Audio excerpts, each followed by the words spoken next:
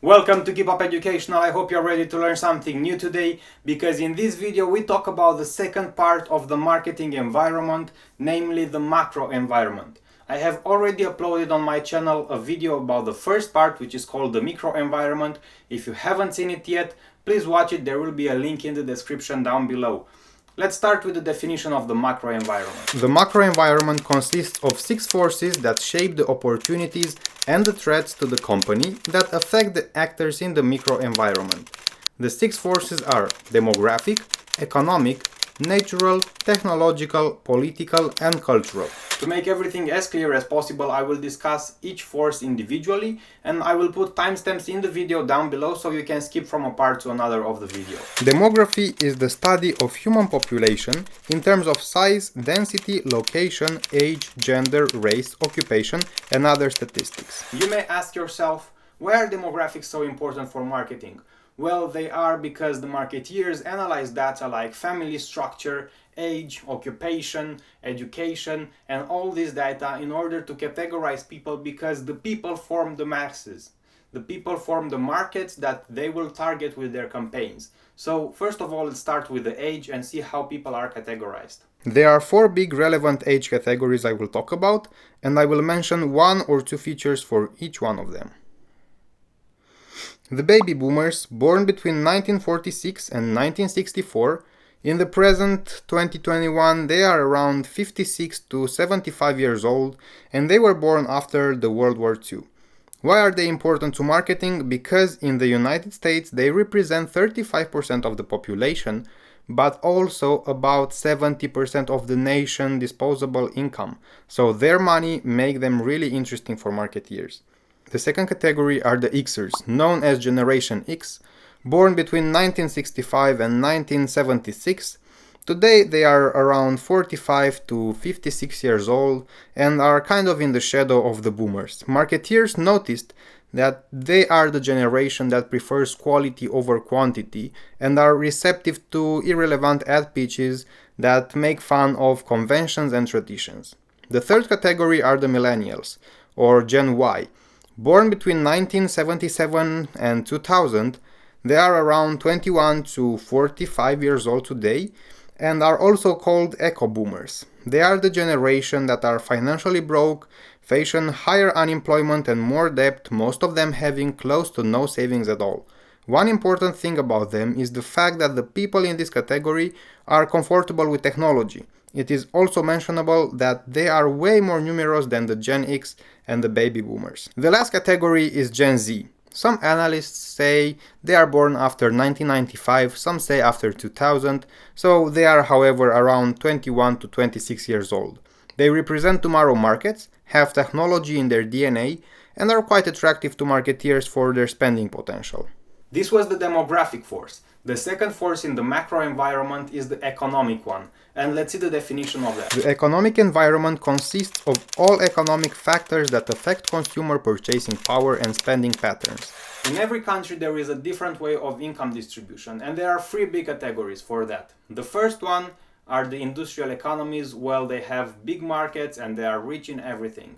The second one are the developing economies, which are a very attractive market for the marketeers because they have a lot of potential to bring new products and new services, and they are the subsistence economy, where they have to eat what they produce. There are 2 important factors to be known here, which are the income distribution and the consumer spending. The income distribution refers to how the population progressed, and nowadays we can see that the rich got richer and the poor remained poor.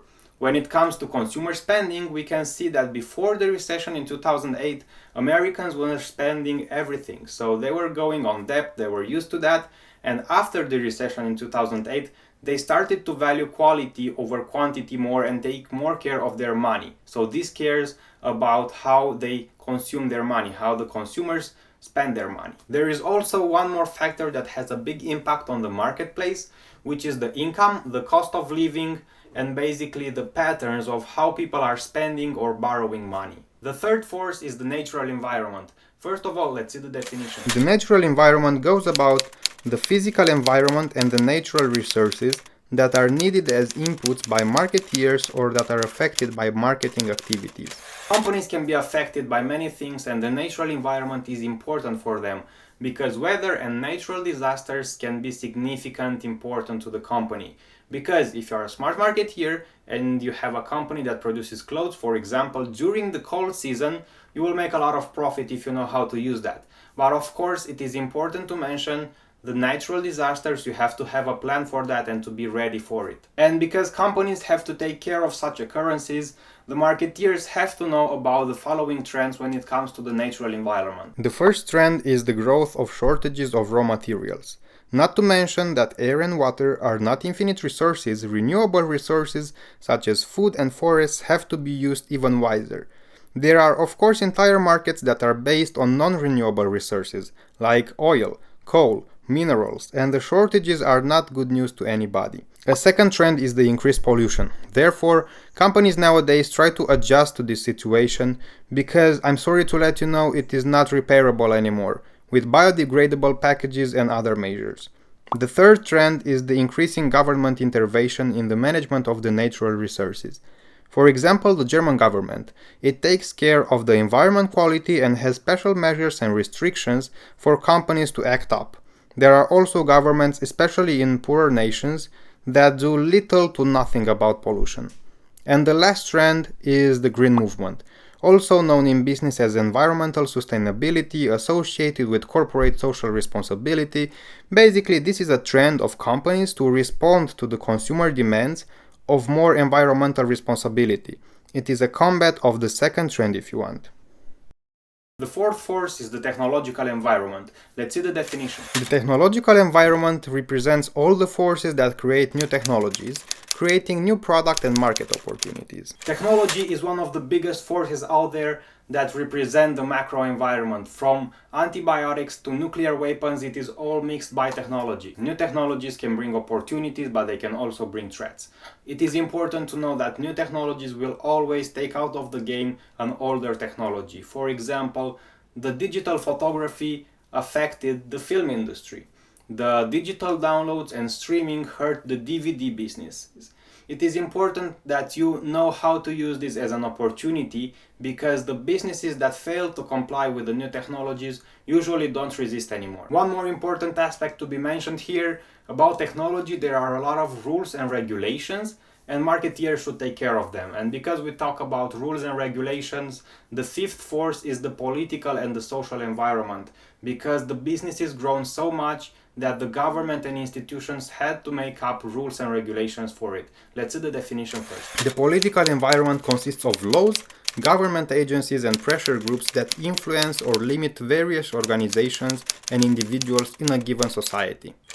In other words, governments and agencies had to intervene in the business field because they have to ensure several things such as truth in ads, the packaging, the transport. The regulations are important to this because they protect not just the businesses but also the consumers. For businesses, because, well, there is competition. There will always be competition, and for us, the customers, competition is good. It makes the companies try harder and deliver a better product at a better price and all that.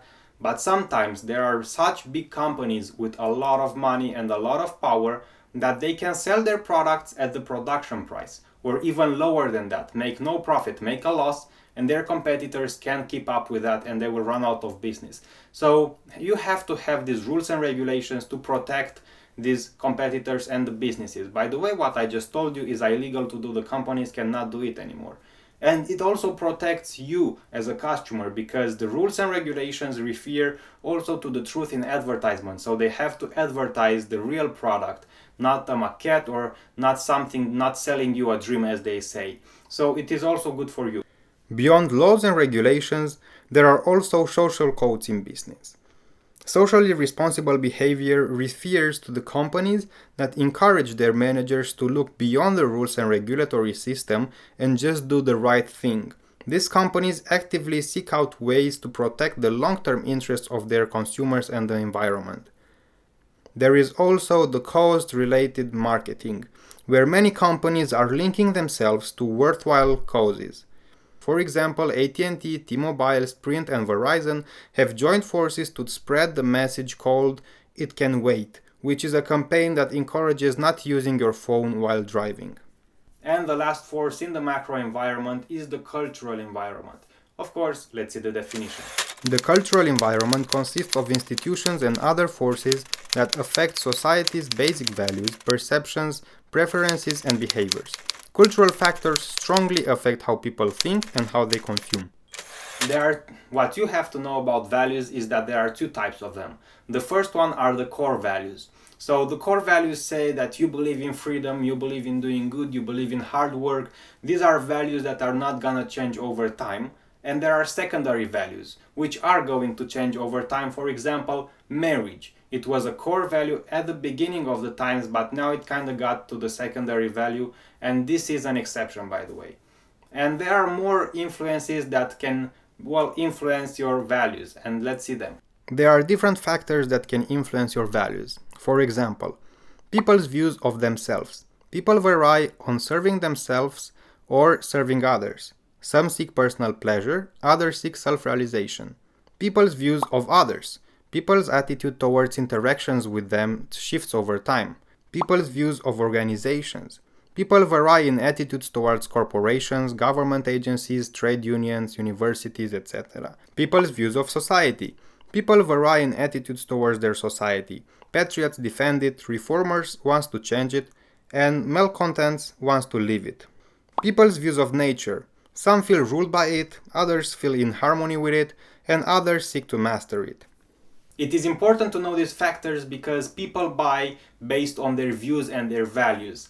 They buy to express themselves through clothes or through whatever they buy, through the services they use, or they buy products and services just because of the views of other people or just to be part of a category. And marketeers know that, and they design their marketing campaign based on these values. These have been the 6 forces of the macro environment, and with this video we have successfully completed the environment of the marketing system. If you haven't seen the first video about the micro environment, there is a link down in the description. You will also find the link to see the PowerPoint presentation about the marketing environment, and also feel free to buy me a coffee if you want to.